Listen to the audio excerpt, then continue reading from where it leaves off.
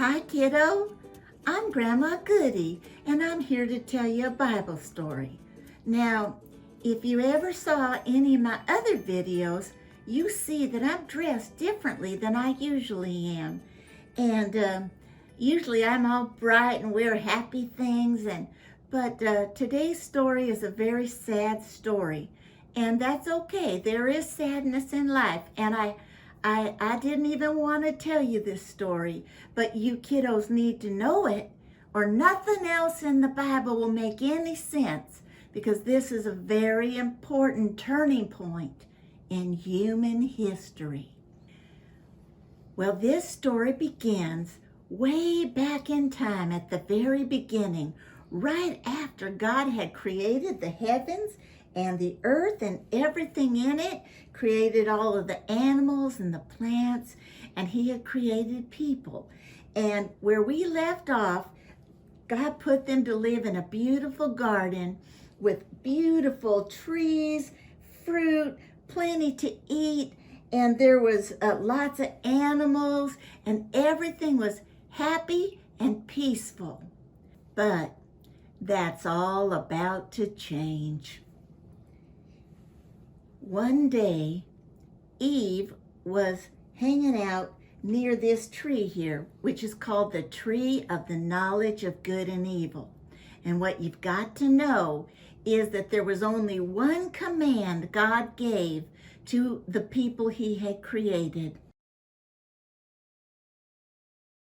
And he gives Adam a stern warning. Warning, Adam, you can eat from any tree or any fruit in the whole garden except for one. Do not eat the fruit from the tree of the knowledge of good and evil, because if you eat from it, you will surely die. Have you ever gotten a stern warning from your parents? You better not do that. If you run out in the street, you could get hit by a car and killed. Well, if your parents give you a stern warning, it's because they love you and they want to protect you and they don't want you to die. So one day, Eve is strolling around the garden, hanging out around that tree. There's many wild animals around, and the serpent was the craftiest of all the wild animals that God had created.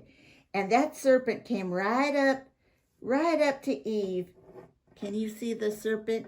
I don't like him. He makes me nervous. But anyway, he came up to Eve and he started having a conversation with her. I say, that is one clever serpent if he knows how to talk.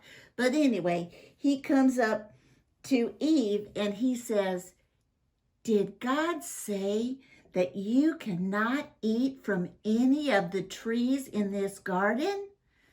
And Eve said back to him, no, God said we could eat from all the trees in the garden except for one tree, this here tree. And God said we're not even allowed to touch it or we'll die. And then the serpent, he says, you won't die. God knows that if you eat the fruit from that tree, you're going to know things you never knew before. You're going to know the difference between good and evil. And you're going to be like God. Now, Eve had to choose. God was saying one thing, and this here serpent was saying something else. But she really had what you call the fear of missing out. I heard some of the youngins talking about that. They called it the FOMO, the fear of missing out. And so now she's looking, and look right there. Here's a piece of that fruit. Can you see it? Sparkly and attractive. And Eve looked at it, and she thought, well, that'll make me know things I never knew before. And it looked delicious. And she took a bite. So then Adam come along, and he saw that she had a piece of that forbidden fruit in her hand. Maybe there's a little dripping down her mouth, I don't know. And she gave it to him, and he had a choice too. And Adam took a bite, and poof! Everything changed. Oh no! What will happen next? Well, you watch part 2 to find out. It's called The Curse, so that's a little hint. So, kiddo, this may be the saddest Bible story Grandma Goodie will ever tell you, but it's not where the story ends. So you stay tuned to Grandma Goodie's Bible stories. And I want to show you where to find this for yourself. It's in the Old Testament, and the name of the book is Genesis. That's the very first book in the Bible. And the chapter is chapter 3.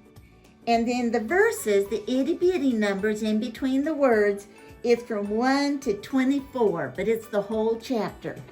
And if you're using your secret code, it's GEN3 and the 2 dots, 1 through 24.